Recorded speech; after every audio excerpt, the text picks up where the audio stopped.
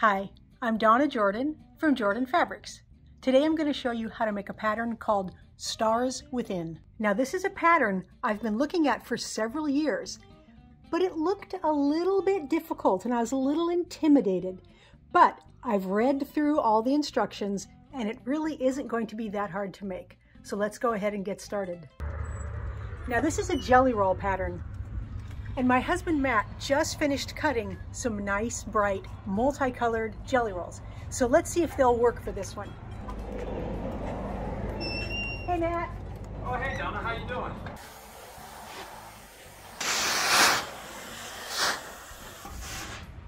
We came to check out those new jelly rolls you just cut. Outstanding. I'll show you right over here. This is a collection of batiks that I got from Robert Kaufman, and I cut these into 2.5-inch strips. I think it's a beautiful combination. I have some over here in the corner that I haven't shrunk wrapped yet that would be really easy to show you.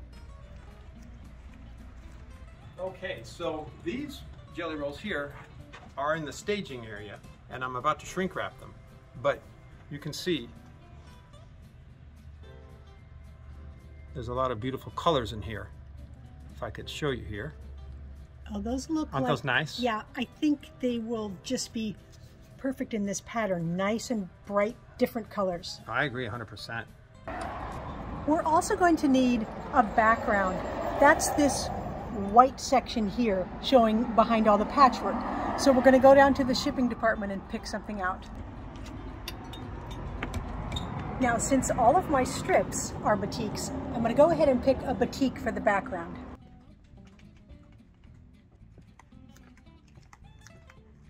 Now, I'm going to want something that's pretty light, something so that all of these colors will show up against it. So we've got a lot of these almost solid batiks. They're like watercolor batiks. So we've got some down here, and a lot of these would work really well. I'm thinking this lavender would work, but so many of these are blue. I think this really light blue, I think it's called Breeze.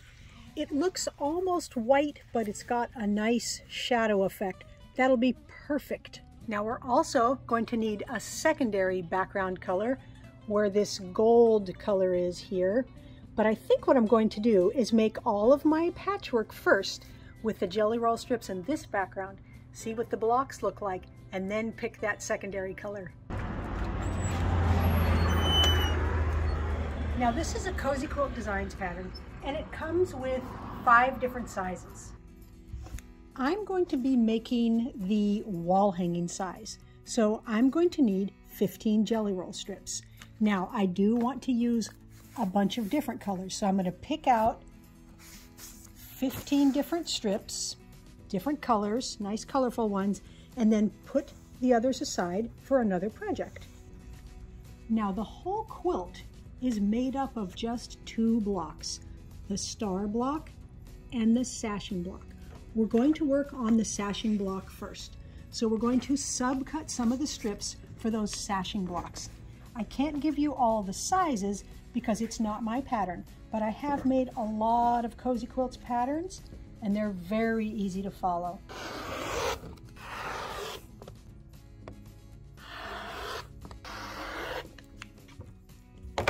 Now, we're going to need a little bit of background cut.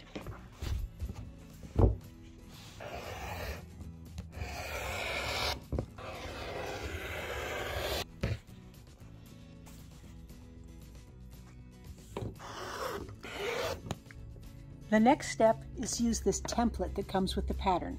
Now you can either cut it out or you can trace it onto some plastic. This is plastic template material that came from a quilting store, or you can trace it onto a manila file folder. That works really well.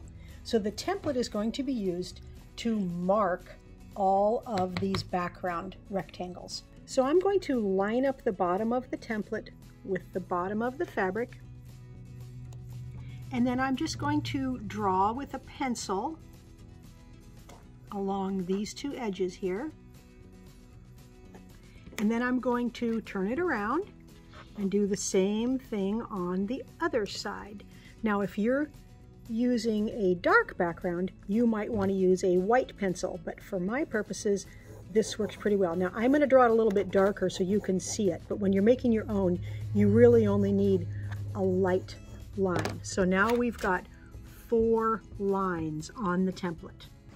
Now I'm heading to the machine with the marked backgrounds and those jelly roll pieces that we cut earlier. We're going to use a method called no paper piecing. So if you've done paper piecing before, you'll notice this method is very similar, but we're not going to use paper. It's a very simple method.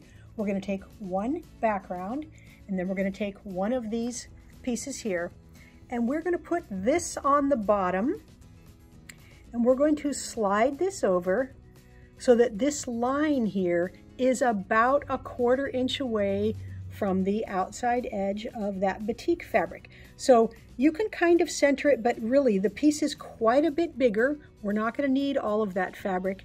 And you can see, because it's shadowed, I can see that I'm a 1/4 inch. But even if your fabric was dark, you can see if you've got a 1/4 inch here and a 1/4 inch here, then you'll be okay. Now we're going to stitch on the pencil line, and we're going to back tack at the beginning and the end. So I'm going to go forward a little and back, and then stitch to the far end, and then back up a little bit. And that back tacking, that will anchor your stitching so that the seam won't start to come undone.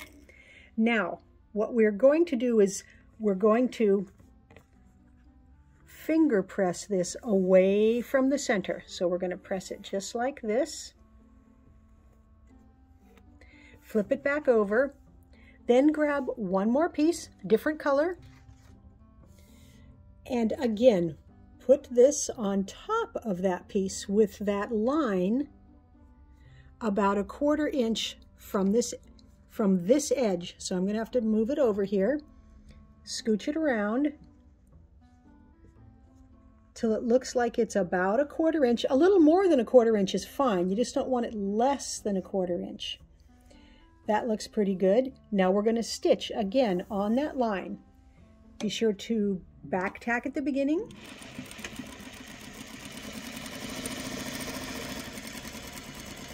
And at the end. And then we're going to press this to the outside. Now, all you really need to make sure is that these pieces are extending out beyond your background. And you can see we've got plenty of it sticking outside there. Now I'm going to keep going. I'm going to grab another color. Let's try this bright pink. I'm not being picky about the colors. I'm just getting 4 different colors. Again, put this about a 1/4 inch from the edge. Stitch it on.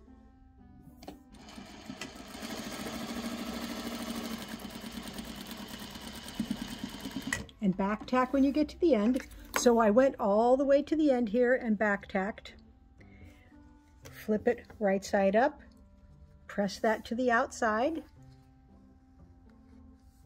flip it upside down again. Now we have one more corner. Let's try this green orange one here. And remember, this one is right side up. And we're going to put this over on top of the fabric. Make sure you've got a little bit sticking over on this edge. It's a little hard to see here, but we can scooch it over a little, even a little more. When in doubt, use a little bigger seam allowance. So now I can see I've got at least a 1/4 inch there. And start where your pencil mark started. Back tack.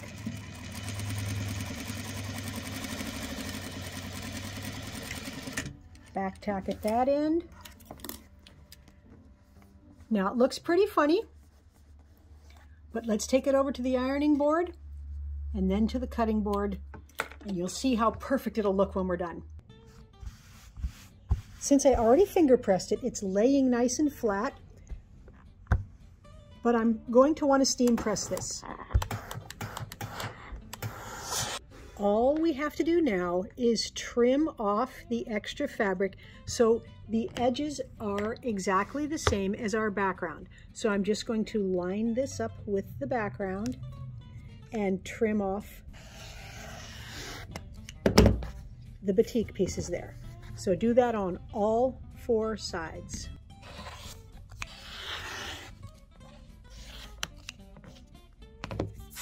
So now what we have is a very exact rectangle. It's exactly the same shape as what we started with. And we've got nice points. Now they overlap on these 2 corners and they don't overlap on these 2 corners. Now you have 2 options here. You can leave the background there. It helps keep everything stable when you stitch this into your patchwork. But if you feel like it's too bulky, you can trim off that bottom layer. So you can do this with scissors or with your rotary blade, and you can just trim this off so you have a 1/4 inch left there. So one thing I want to talk about real quick is, what do you do with all of these odd size scraps that maybe aren't big enough to cut a big patch out of? The best advice I can give you is to always save them. Now, scraps are kind of an unavoidable part of quilting. And if you have big scraps, they're easy to use. You can cut new patches, maybe make a new quilt, a new small quilt, but these little ones are a little bit more of a challenge. So I'm working on a pattern right now that's going to use up these odd shaped pieces, and it's called the Twisty Quilt. So we will have an upcoming video to show you how to make that quilt, but for now, just be sure to hang on to all of your scraps. Once you have all of those done, we're ready to work on these star blocks. So we need to cut just a little more background.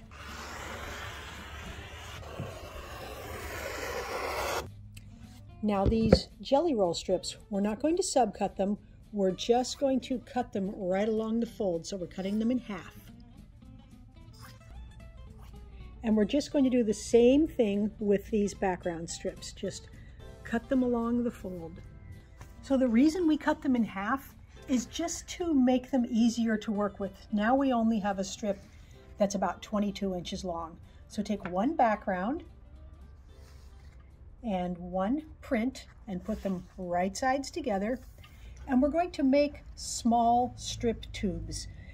We're going to do that by stitching down one side with a 1/4 inch seam.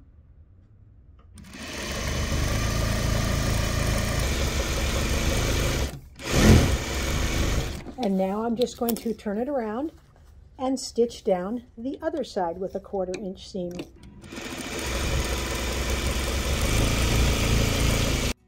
Once those are all stitched, you can take them right to your cutting board. And I'm going to use my strip tube ruler. Now, if you don't have a strip tube ruler, the directions in the pattern will tell you how to do it without, but it's easier with this. Now, I'm going to put the 2.5 inch line on the stitching line, not on the raw edge, not there. Put it on the stitching line, hold it down firmly, and then cut along both edges. So when we do that, we have a perfectly sized half square triangle. Now I'm going to move the ruler to the top of the strip. Again, put that 2.5 inch line on your stitching. Line this up with your cut edge there and make a fresh cut. We're going to get 8 of these blocks from each strip tube. Now we want to iron them open, so I'm going to iron towards the dark. I kind of peel it open and press it flat with my fingers, then grab my iron,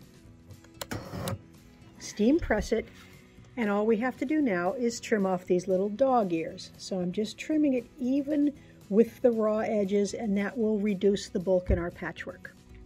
So I've got all the pieces I need for the first block. I've got 8 blocks from one strip tube, all 8 that match. Then I've got 4 that are the same from another strip tube, and I've got 4 background squares. So here is how the block gets laid out. These plain ones go in the corners. Then we're going to put that there and there.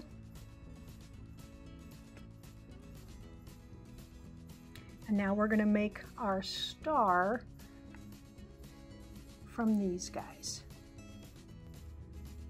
I'm just laying these out from memory. There is a nice diagram in the pattern, so you can follow that. It makes it real easy to get them in the correct order.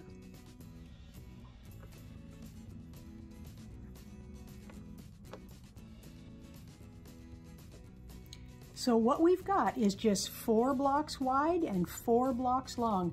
So you have choices now. You can either make it row at a time and then sew all the rows together, or you can do it the method I use, which is a little bit easier to keep them in order, and it creates a lot less threads. So I'm going to put these 2 right sides together and take them right over to the machine here. Stitch down the edge and leave it on the machine. Now we'll go right over and get the next 2 pieces, right sides together.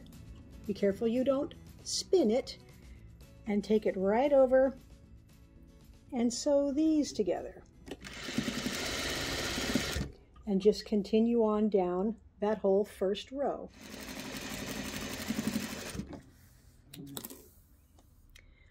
Now we can open all of these up, and we're going to take this next piece here. It's going to fit right over here. So I'm going to put it right sides together and stitch this on to that top row.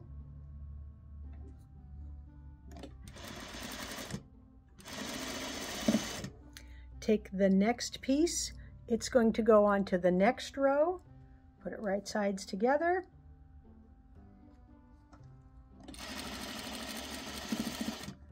And continue all the way down this 3rd row. Now we're going to do the exact same thing with that 4th row. Top piece goes on the top. Now we have all 4 rows sewn together, but they're attached with these little strings, and that helps me make sure I get them in the right order and nothing gets turned around. Now before I move on, I do want to take a look and make sure that all the pieces are turned the right way, because it's a lot easier to fix it now rather than when the block is done. So the top row, we're going to finger press all these seams to the right. Now some of these, like this seam here, those are all bias pieces, so you want to be careful you don't stretch it as you finger press. You can just squash it a little bit. This one, this does have straight grain, so it's a little easier to finger press. The next row is going to go the opposite way. Again, you can kind of smash it, especially where the extra bulk is here. But just press that seam the direction you want it to go.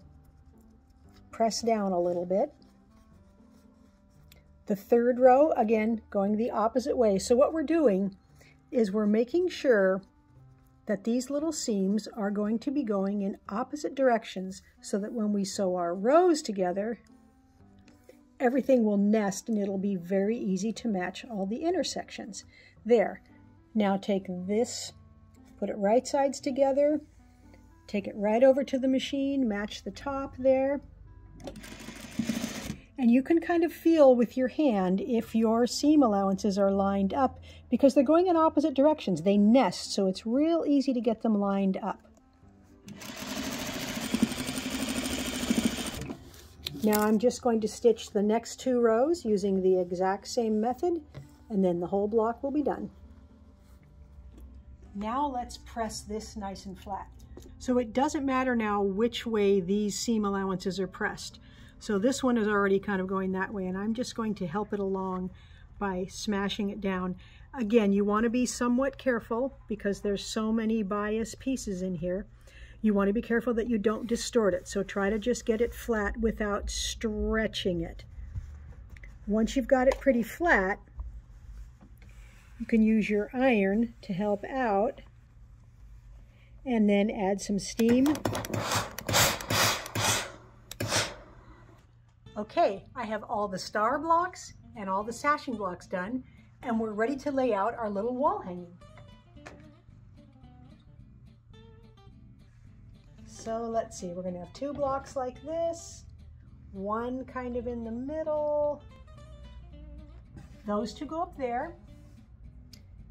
And I think I'll balance the colors a little. I think this green one will look good in the middle. Good. Now we're going to add the sashing blocks. So these are going to go between the blocks. So I'm just going to put it around the middle one. Not going to worry about the colors right now. I'm just going to try to get everything laid out. Now the sashing blocks also go on the sides of these star blocks.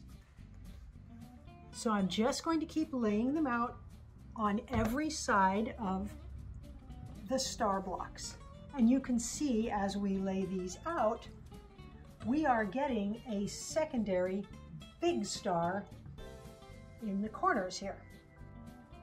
There's the last sashing block there. Now what we need to do is fill in with these blocks, triangles here and big triangles along the edges to make it square. Now the pattern actually has instructions for 2 different fabrics to be used for the cornerstones and the side setting triangles. They just decided to use the same fabric in both spots, and it looks very nice. But I thought, hey, we've got instructions for 2 fabrics, so I'm going to try 2 myself. So I've got a nice deep batik here that's going to go for the cornerstones. It's real easy to see where these go. It's those 4 empty squares. Then these little triangles, they're going to go wherever these 2 cornerstone blocks, or excuse me, sashing blocks come together.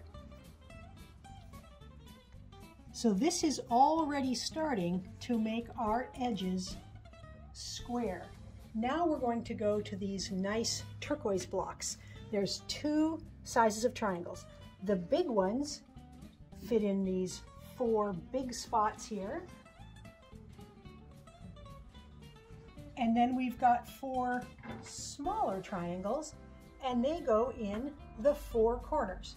So it looks kind of complicated when you're laying it out, but of course the directions have diagrams for every size for the layouts, and it's really much easier than it looks. Now this wall hanging is made on point. Let me tell you what that means. That means the rows are not perpendicular, they're not parallel to the edges, they're on the diagonal. So this is the first row, it just has 1 piece. This is the second row. Here is the 3rd row. So basically you're going to be using the same method you would always use when you put a quilt together. You're going to make separate rows and then sew the rows together. So let me show you how to sew this first row together. The first time I made a quilt that was on point, I was a little bit worried. I didn't know if it would be real hard. It looked hard, but it's really not. It's not that difficult. You just take it 1 step at a time. So my first step is to pin these rows in the order they're going to be sewn in. I'm not putting them right sides together. I'm just overlapping them a little bit so that when I get to the sewing machine, I will know which way everything is facing. Now this is really the first row, but there's no piecing. There's no sewing to do here. So we'll take this one right to the machine.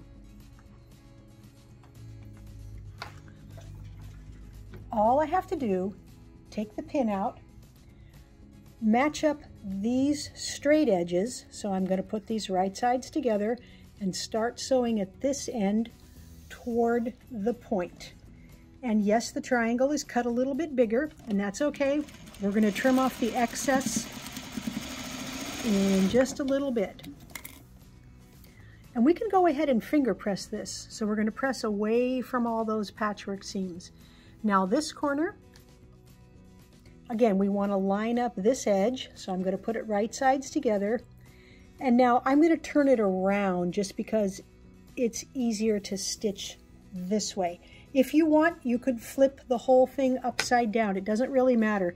This is small enough to where I can see that these edges are lined up.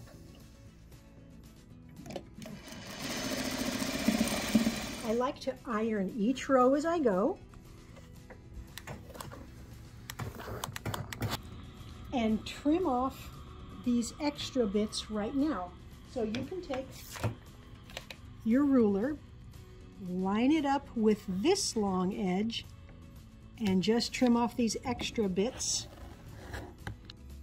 Now I'm going to use the exact same procedure with this row, stitch it together, trim off the extra bits, and do that with all of the rows. Then I can stitch all those rows together just like any other quilt. I've got the whole top done. It's loaded on the machine, and we need to pick some thread. Now, I don't want the thread to show up too much in here because the patchwork is so fancy. So even though this matches the best and will blend right in the corners, I think it's probably going to be a little too dark in there. Now the green looks lighter when we put it on that background. Green would be a good choice. I've got this lighter blue. Now this one, it'll show a little in there, but it really is not going to show in here at all. It'll show a little bit. Where is it here? It'll show a little bit on that dark batik, but I really think this will be the best choice. Now, since most of my batiks have a tropical theme in the prints, I'm going to use this botanical blossoms for the quilting pattern.